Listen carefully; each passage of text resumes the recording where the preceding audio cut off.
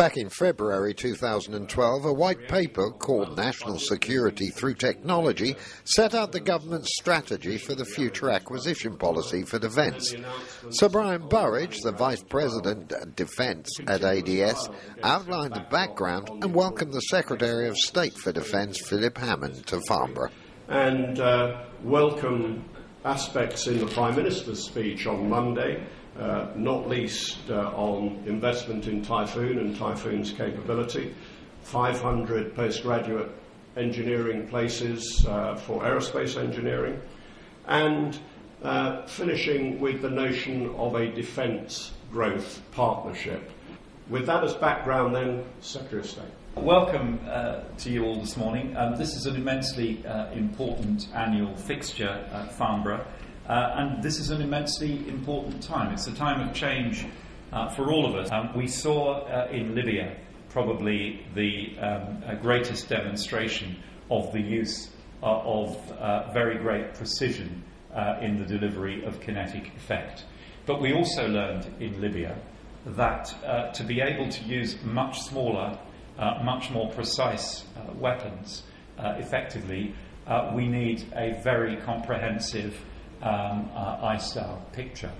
And investment in ISAR assets is going to be crucially important, I think, to the deployability of our forces in the future. There's no good reducing the size of the weapons we use and relying on precision if we then haven't got the picture that can deliver that precision.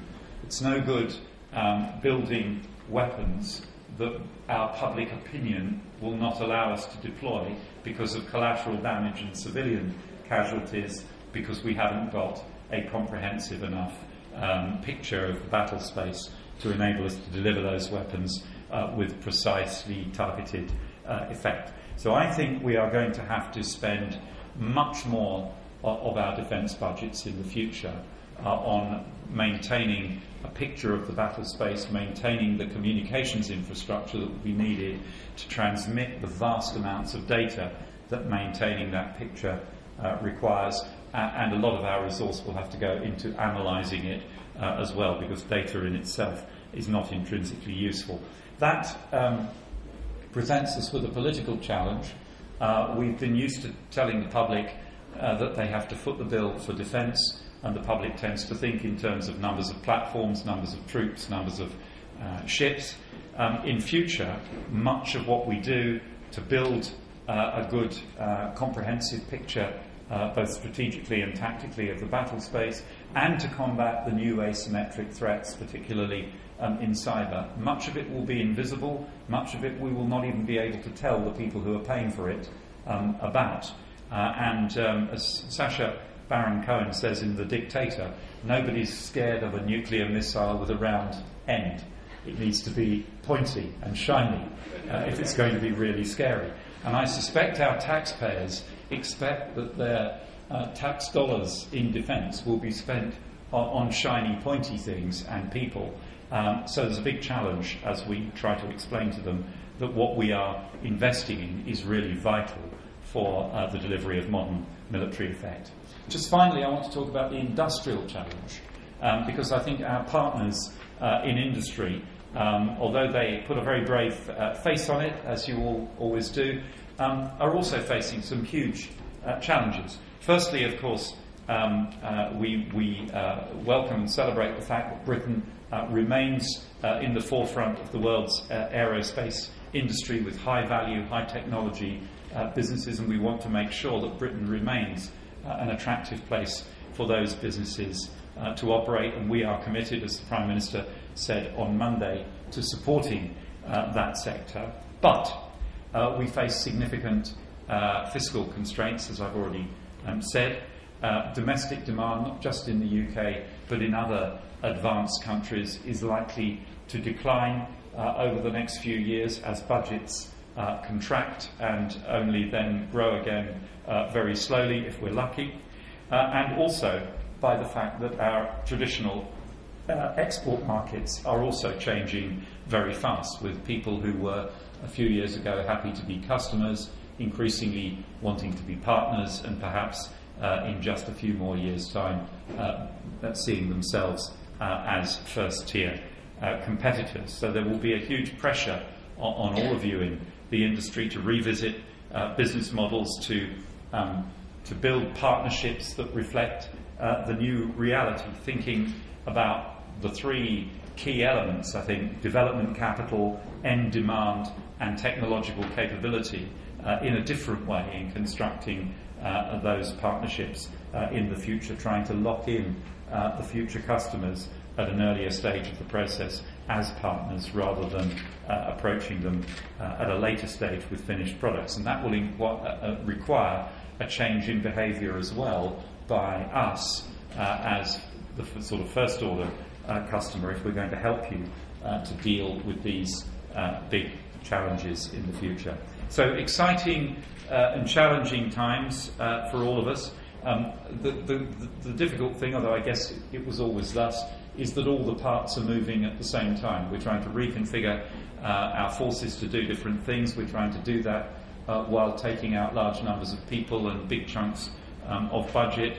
And the industry is trying to do all this against some very challenging and testing international circumstances as well. We look forward to a pragmatic and mutually beneficial collaboration with industry over the years to come in support of Britain's armed forces and for the benefit of Britain's industry and technology base. Thank you very much. The armed services are having to change and are ready to embrace the new innovations technology provides. Defence and Security Review set the context for the delivery of the Ministry of Defence's Future Force 2020 outputs and outlined how Britain would need to adapt its approach to meet the security threats and to exploit opportunities. Now, in achieving an adaptable Britain, the SDSR described how the UK should respond to risks, focus on upstream activity, retain a broad spectrum of defence and security capabilities, strengthen international partnership and improve coordination across government on security issues. Within this framework, intelligence systems will make a vital contribution.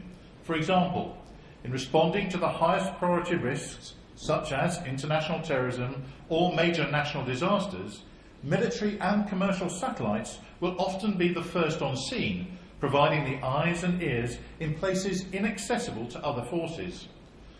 But the terabytes of data collected by these systems must be analysed and synthesised into meaningful intelligence for national decision makers and emergency responders. Now, future adversaries may have more sophisticated weapons and capabilities that will erode the freedom of manoeuvre in the physical battle space which we have enjoyed in the past few decades. Equally, adversaries will lean ever more heavily on the use of virtual battle space and, in particular, the media to change the narrative to suit their ends and to target alliance cohesion. New technologies will constrain us as well as liberate us. Just as precision weapons have done, non-lethal technologies may well become an essential club in the golf bag for operations requiring additional investment at a time when we are already resource constrained. But what is crystal clear is that unless absolutely necessary, we cannot afford to reserve specific platforms for specific tasks. We have to become ever more innovative and flexible in our thinking and take advantage of technological advances, including the exploitation of low-cost, limited-duration, low-Earth orbit space-based systems that offer true multi-role capabilities. The defence arm of the aerospace industry is busy researching, building, testing and demonstrating many startling innovations. The future security of the wider world may well depend upon the skills and the innovations within Britain's defence aerospace industry. In this regard, the sector has a good history of delivering what's needed. Just take a look at the Typhoon fighter. That will bear testimony to that fact. John Thompson, ADS News.